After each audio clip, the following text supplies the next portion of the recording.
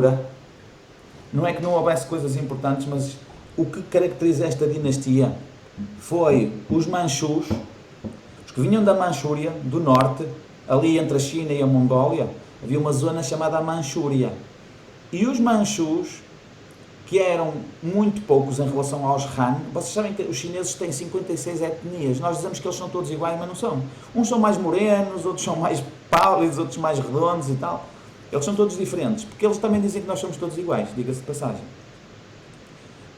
Temos todos o nariz comprido e os olhos redondos, para eles. E então,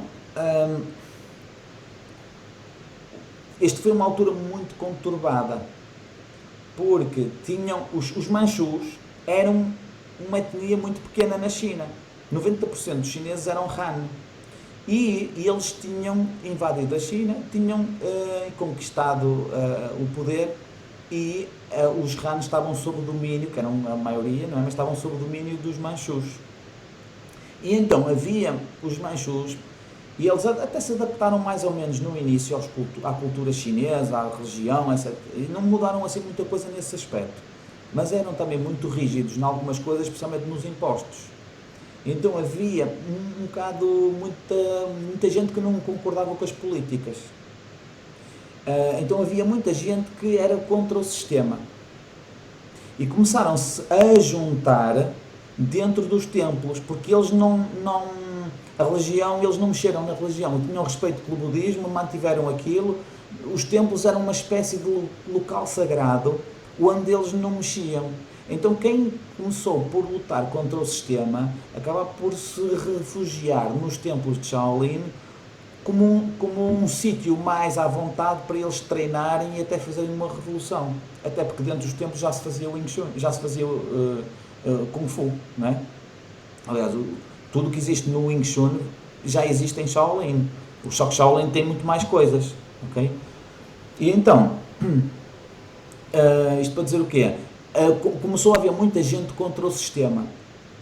E esta foi uma dinastia que até não começou muito mal, mas depois no século XIX começou a haver muitos problemas. Porque depois houve a guerra do ópio, já devem ter ouvido falar, eles comerciavam,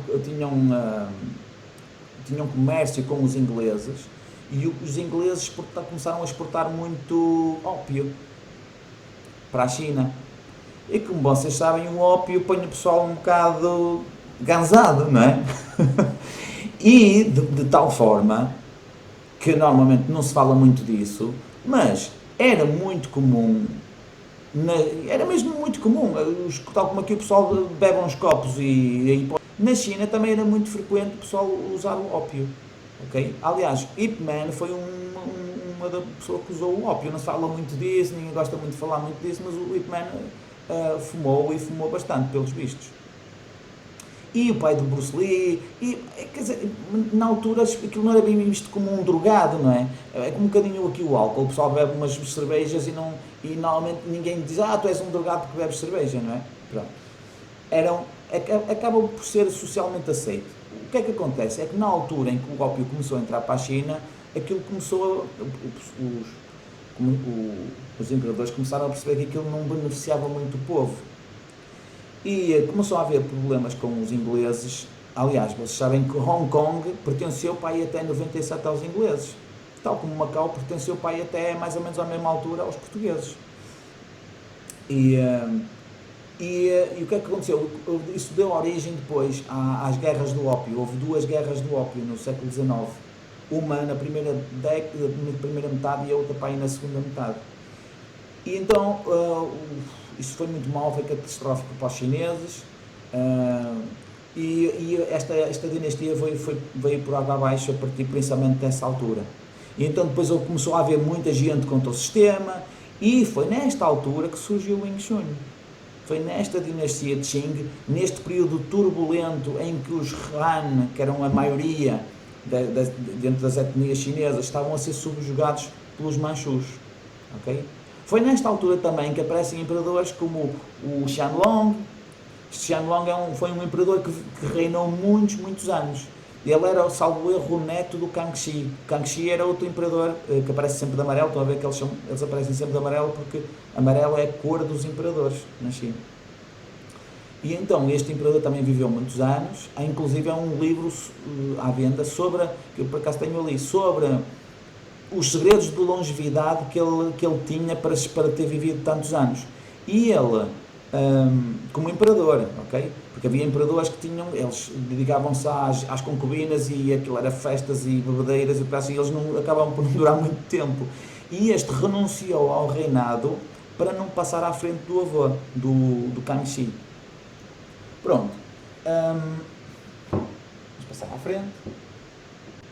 Portanto, esta é a altura desses imperadores. É também a altura destes cortes. Vocês, quando veem os filmes antigos, desta altura da dinastia Qing, veem sempre estes cortes. Okay? Que foi uma das coisas que os manchus faziam muita questão em que toda a gente andasse assim. Okay? Nem toda a gente achou piada, mas pronto. Ainda hoje não foi um corte que tenha ficado para a posteridade, porque eu não conheço ninguém, mesmo na China, que anda assim. Só mesmo nos filmes. Pronto, estão a ver, os manchus tentaram impor a sua língua, a cultura na China, ditavam as regras com muitas injustiças, o Kung Fu era proibido, a acupuntura chegou a ser proibida nesta altura, ok? Claro que nunca conseguiram, porque no interior da China, quem tinha agulhas e via pessoas doentes acabava por usá-las na mesma, não é? Mas houve sempre essa tentativa de que a acupuntura fosse proibida, e muitas vezes as agulhas nesta altura eram usadas para fazer torturas. E então eles começaram a criar pessoas, exércitos revolucionários que se juntavam dentro dos templos para treinar. Só que o que é que acontece? E é aqui que entra a cena do Wing Chun. Aqueles estilos na altura demoravam muitos anos a aprender. Ou seja, quem quer reformar um exército não vai andar a ensinar a uma pessoa que não sabe nada uma coisa que demora 20 anos a aprender. Então eles tiveram que arranjar um estilo que fosse fácil de aprender. Ou tiraram técnicas dali e da colar e começaram a ver aquilo que era mais funcional. Tudo que fosse cheio de acrobacias e de rototós era descartado. E foi assim que começou a surgir o Wing Chun. Em segredo, estão a perceber porque é que na lenda se chamava o Yin Wing Chun? Porque é que isto foi feito em segredo? Foi feito dentro dos templos. E foi feito então para se aprender rápido. Por isso é que a essência do Wing Chun é a Sunim Tao e a Shan Kyu. Porque a Biu Ji, que é a terceira forma de mãos livres, já é uma forma de exceção. São as exceções, são aquilo que não pertence à regra. Okay? Portanto, então o que é que pertence à regra? São os dois primeiros estilos, os dois primeiros níveis, a Sunim Tao e a Shan Kyu. Okay? E o resto é paisagem. Não estamos a dizer que não é importante. O boneco é o ex-libris do Wing Chun, não é?